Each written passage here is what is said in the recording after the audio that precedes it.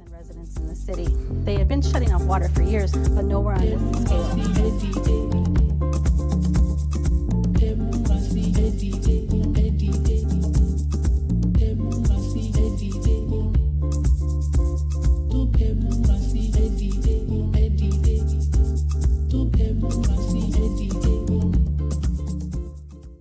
Welcome, welcome, welcome, beloved community. We are back again with yet another installment of the People's Water Board Coalition's Water Wednesday webcast.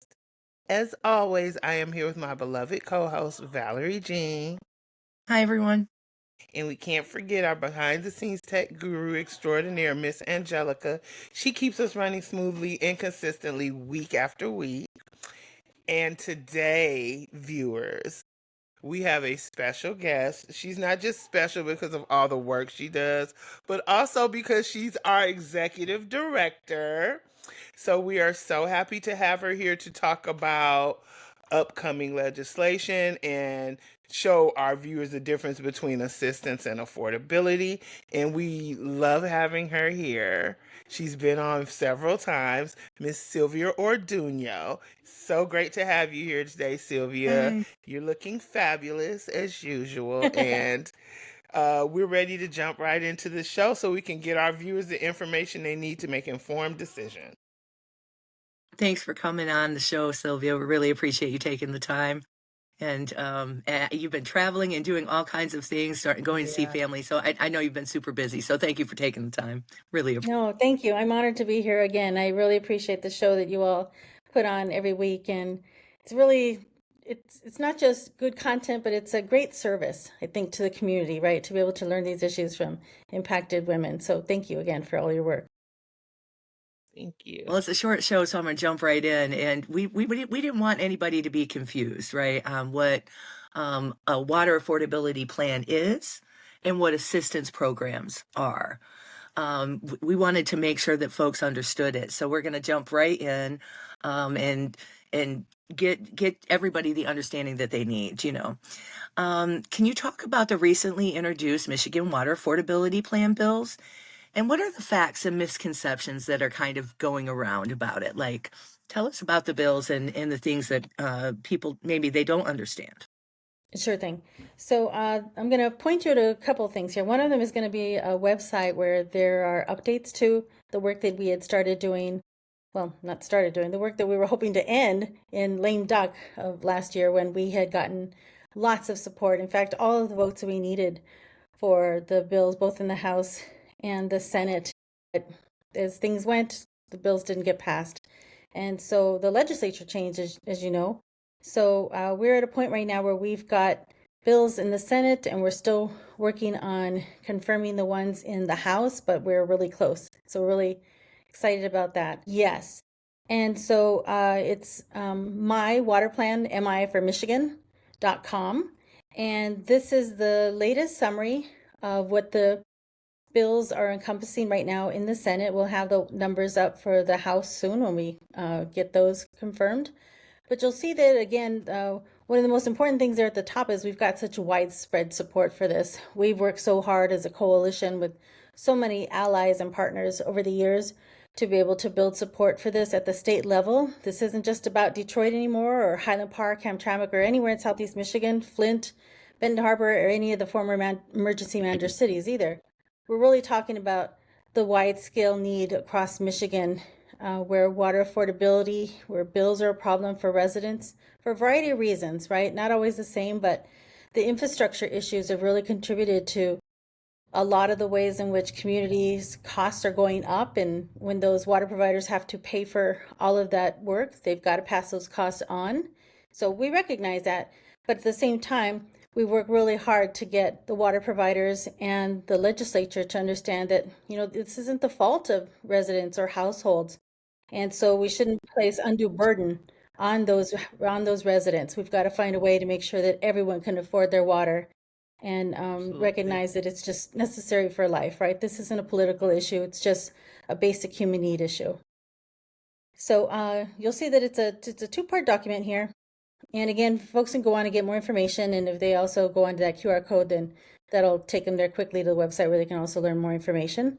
So I'm gonna end that there because I want to go back to what you were asking about, which are some of the changes with the legislation.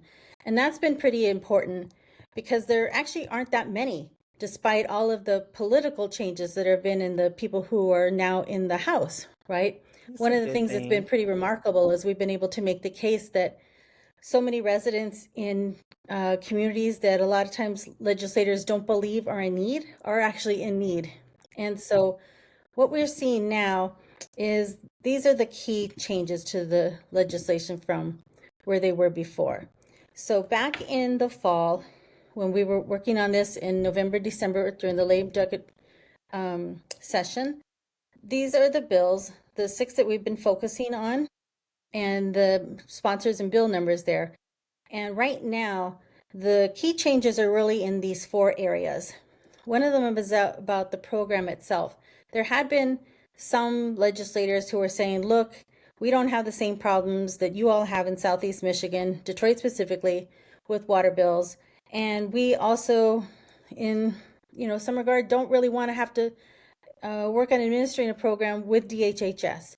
So the legislation changes would allow for communities to set up their own water affordability program as long as it has the same parameters as the state plan. They can't offer less, they can always offer more, but you cannot offer anything less than what the state program has. So if you want to administer your own, you can do that. And it also allows water providers to kind of get together if they want to administer a program, say, with a neighboring community. So that was one of the areas of flexibility that we had put forward that more legislators are now supportive of. Yeah, like that makes sense that municipalities would want to have, a little bit of autonomy because every place is different, right? And the need is different. Even if Mhm. it's an affordability issue, it's in different ways, right? But not Yes. only So that, I think it makes sense for them. it helps benefit like the smaller communities that may want to join with a neighboring community because they're such a small community. Right. And in the end, it's just making sure that everyone has a program that they can sign up for. It doesn't have to Exactly. be the one operated by DHHS, as long as there's a program that they can access and get the same benefits from. The other thing that is one of the one of the changes to the program is about time limits. And this is one that we actually, if you'll recall, fought really hard against. We had wanted no time limit at all because it's not as if your water problems go away after 1 or 2 years and you're able to manage. These bills are only going up, they're never going to go back down. And so it made no sense to put a time limit on something that you need for your whole life and where we have no control over the operational maintenance or infrastructure costs that are rising all of our bills. And so part of the compromises had been, well, let's put in a 2-year time limit, but it's similar to what has been going on with the Michigan Energy Assistance Program, or MEAP, as many people know. But one of the things that had happened around that is while there is a 2-year time limit, you can re-enroll. And so we agreed to go along with this as long as people could re-enroll time and time again, as long as the need existed.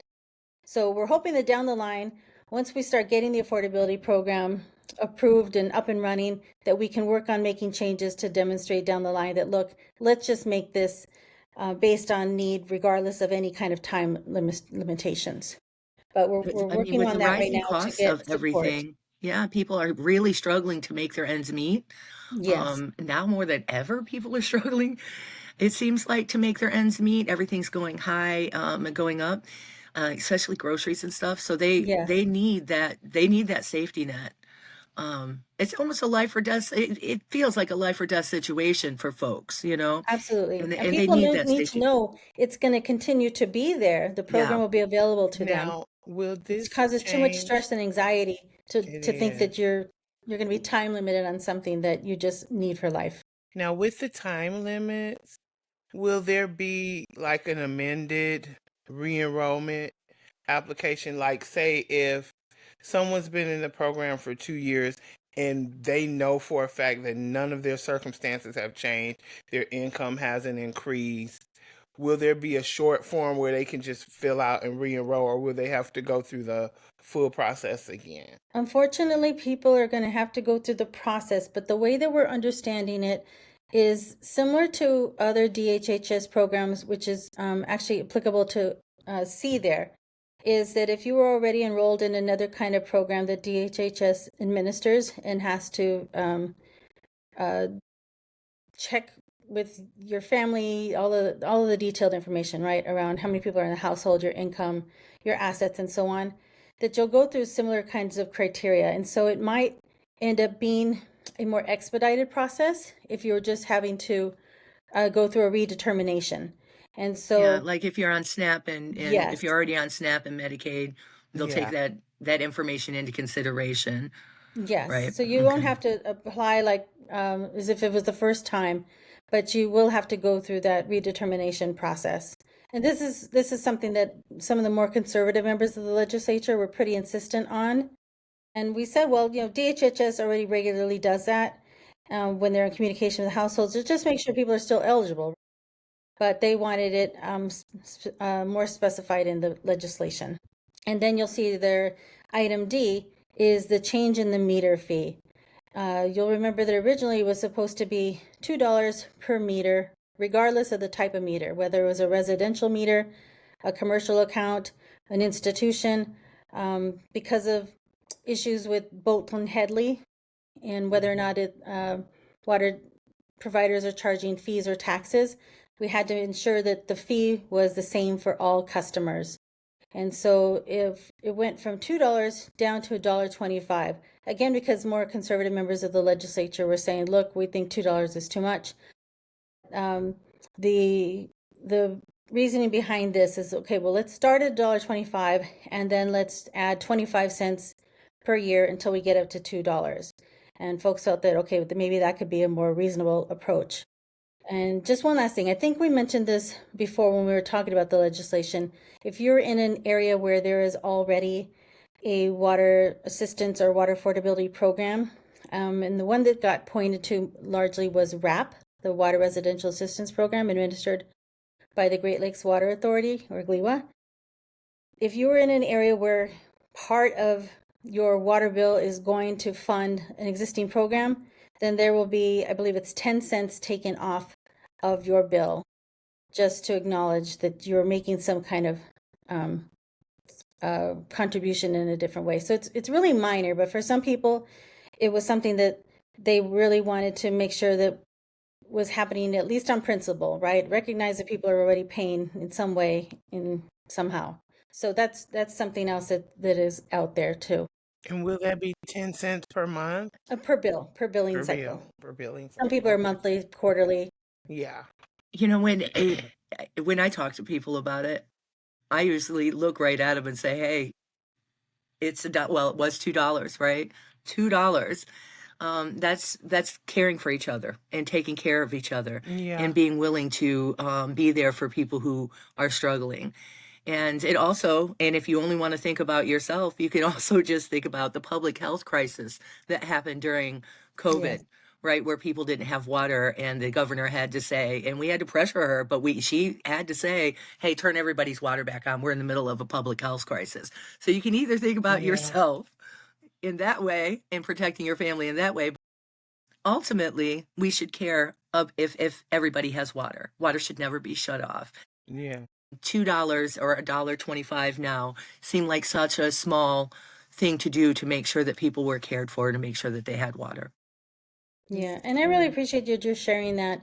I think unfortunately it's become so politicized that people can't see beyond, their individual circumstance, not really interested in talking about public health or shared experiences or community well-being. And so I know that that's something that is very much part of what we value and what People's Water Board members value, but it hasn't been widely shared. So even trying to have the conversations in our advocacy around the water affordability legislation or just policy changes hasn't been really well shared with others who have a Yeah. different belief around, what they believe in terms of people paying their own bills or others having to help bail out people. And we've been trying to really point out that, look, this is bigger than any household issue. Yeah. It's really about, what is it that we value as Michiganders, right? How is it that we want to ensure that everyone has the water they need for life? And I think it's really important to uplift Senator DeMoose, who's Yeah. from the, was it this part of Michigan? Or got the wrong hand up. This part of Michigan. and and has really, said that, look, he doesn't see this as a political issue, and that's very much how he talks to his colleagues, his Republican colleagues, and says we want to really make sure that we're making it clear that we've got a responsibility to one another, and that we can make this something that we support legislatively, and we've got this bounty of water here that we've also got to be taking care of, but we've also got to make sure that we all have the water we need for managing our daily lives. It's really a human issue, and that's what it boils It really down is. to. Go ahead. Thank you. I was just wondering if you could explain to our viewers how the Michigan Water Affordability Plan bills differentiate from traditional assistance programs. Thank you. Yeah, and you know this well. We've been Yes. talking for many years about the difference between affordability and assistance. And there really is a distinct difference between them. A lot of times people will just replace the name of one with the other, but we keep saying that, look, there's a difference and it matters. And so why Absolutely. we've been pushing hard for affordability is because we really want water bills to be based on a household's ability to pay, which means looking at what their financial situation is and then basing water bills based upon that. Assistance bills look at that to some extent, but they don't necessarily do it because they're trying to figure out how to maximize the number of people who would be eligible. And oftentimes it's about just the water provider saying, look, we'll offer you some kind of discount. But they do it often believing that households that are not able to pay their water bills at any given time are just in a temporary situation, right?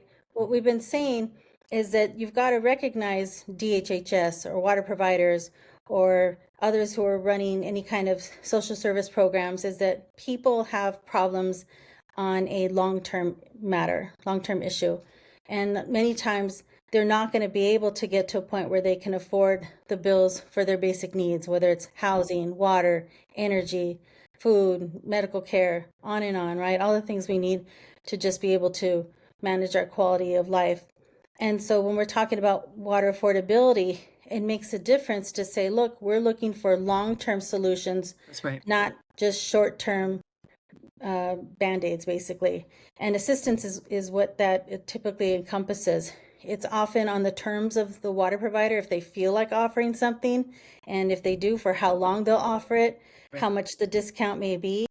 Some water providers are only willing to offer assistance to senior citizens or people with disabilities, but they're leaving out low-income families, babies and kids, and other people that have had, trauma or chronic problems in their lives and are unable to work or can't work as many hours as they need to pay for everything.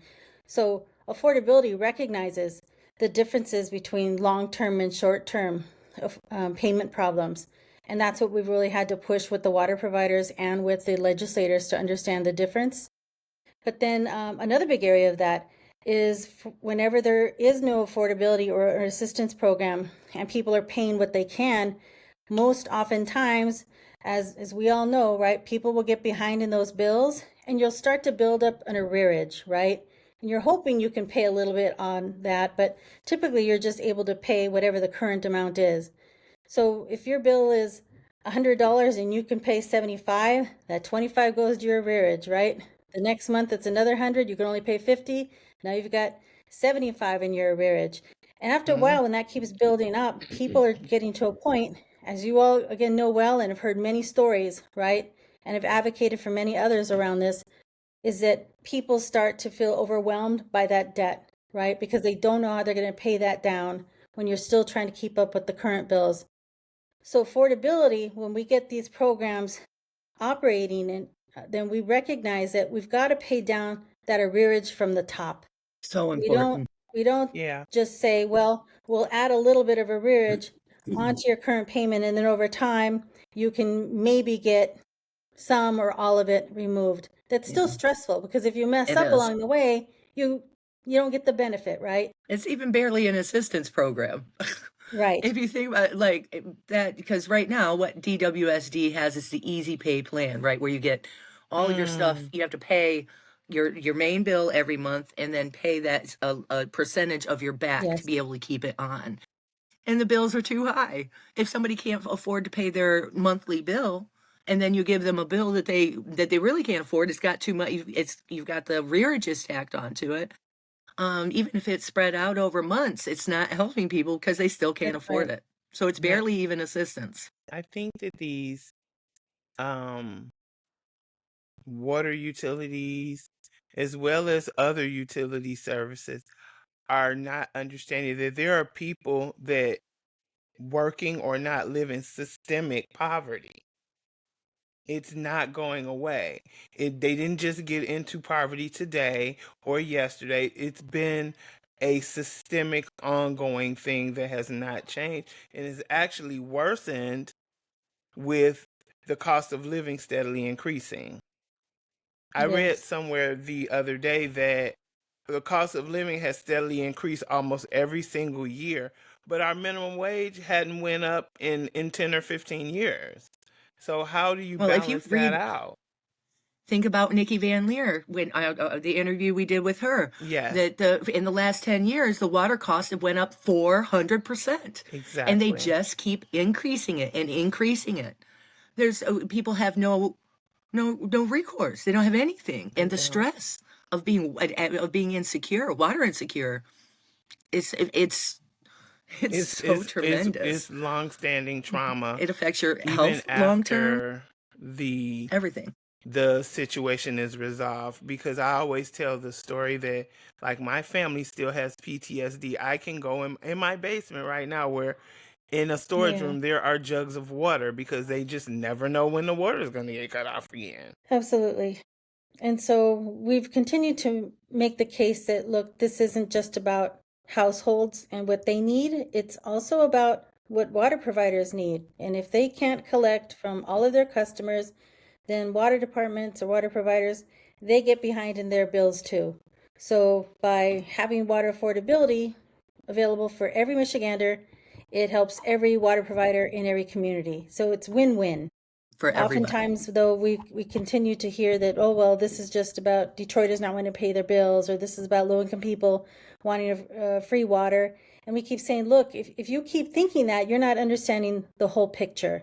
This isn't just about households, it's about our local water suppliers and what they need to be able to fix their infrastructure or the community's infrastructure, and to be able to pay for staff to operate these programs or just run a water department. And so this isn't just about us, it's about our whole communities. And so if we can do this in Michigan, we're really setting an example for the country. Because they don't There are a lot have, of people we that are are, they watching don't, us. there's not a statewide program That's anywhere right. else. That's right. A lot of Anywhere people are else. watching us to see what we're Let going it to do. come from the Great Lakes state. And Let it that's come from the Great Lakes. Let's set a precedent for around the country and around the world that nobody's water should ever be shut off, and that we have to work collectively to make sure that doesn't happen. That's yeah. right.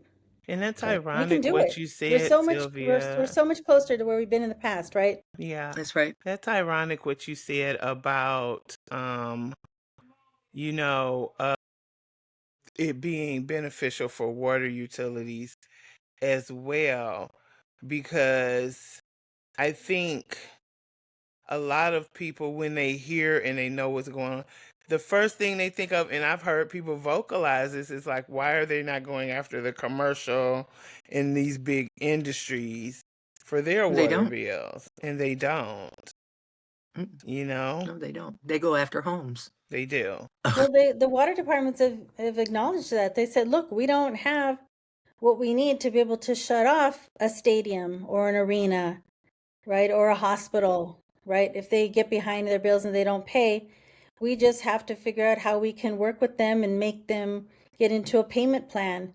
But they get to work on however that's going to happen for months at a time. Yeah. Residents in households are lucky if they get, days or weeks to be able to come up with some kind Yeah. of Well, payment plan. DWSD certainly figured out how to shut off people in mass. Right. So In households they can 2014, shut they off. hired a Yes. demolition company. That's So right. they certainly there's no will to go after the Right. So it's corporations and the unfair Yeah. businesses. It's unfair. from the go. It's unfair in the way Yeah. that water departments are Absolutely. administering their programs. And so we've mentioned to them that, equity has to be built in It has to to be. how it is that we do this. So if you're Yep. going to shut off residential customers, then you also have to shut off commercial customers, or you don't shut off anyone. And so then you work with everyone to figure out how it is that they can pay. And so they're coming along more to that kind of reasoning Slowly inching and along. recognizing how unfair it is to just put that burden and those harms on households. Yeah. Well, Sylvia, you already told us, and I want to mention it again, that the website for folks to go to learn more is can you tell us it again? Sure. It's mywaterplan.com, Okay. and my as in Michigan. Yes, MI. And it'll be in the description box down below. We want people to go learn as much as they can, have a full understanding about it. We're going to need everybody to rally behind folks And that's what to the do page will this. look like when you open it up. And Perfect. then you'll see the URL at the top. Perfect. Um, do you have any final thoughts, Sylvia? What do people need to know before we wrap up the show? I think it's the same as we've been saying for a long time. If this is something that's important to your family, to your community, please talk to your legislators about this. Let them know that water affordability is something that you need or something that you believe is necessary for all of Michigan. We've got to really just work harder to have these conversations outside of Southeast Michigan. I think we've done a good job of really communicating and educating people in the Tri-County area, but the need exists all over the state. And so we need more residents to be willing and able to speak up. A lot of people don't want to talk about their water problems, right? You've all seen It's this embarrassing for yourselves, folks, and and it's it's still stressful. hard, right? There's a But we shame need And people factor. in people other go through parts of the shame. state to tell their stories and to contact their local House and Senate leaders and city council members and mayors and county executives, everyone who has some kind of leadership position. But we also need our faith communities to step up. One of the things we recognize is this is really a moral question too, about right and wrong, and having compassion and care for people who are less fortunate or people who are working hard but just can't manage to get ahead or keep up. And so lots of moral questions come up about what should we do to be people who are compassionate for everyone, people who want to make sure that we all are provided for, that, whatever kind of beliefs or faiths that you have, that you carry with you or practice, that we're living those, right? Especially when they have to do with the well-being of other people. And so we're looking for more people to speak with their electeds, right? From that kind of spiritual or faith position, and raise these moral issues and say, look, let's do it because it's the right thing to do, not because it's going to get you political points or you're going to be feeling at risk for your political career, but let's do it because it's the right thing to do, right? And I think Right. We have to care for each most other. Michiganders believe in that. That's right. We love each other. That's a Yeah, basis of things, of it all. We love each yeah, other, and we love the water, and we care if folks are able to have their basic needs met. We care. Thank you so much, yeah. Sylvia, and Thank you thank so you, much. Nicole, for always Thank going on you. this journey with me every week. The you've committed your entire life to this, Sylvia. We love you and we appreciate you for it. We do. Thank you. And to Appreciate our you. viewers, so much. To our viewers, please share this. Let's have conversations about it. Please share your stories. Right now, we need you to share your stories of water insecurity and Absolutely. affordability issues with your lawmakers and with your pastors and with your city council people, all And the your people that Sylvia neighbors. mentioned, and your neighbors. Let's have these conversations. Let's erase some of the shame of having these conversations and be in it to win it together. And until next time, take care of each other and try to stay afloat. Bye. Bye.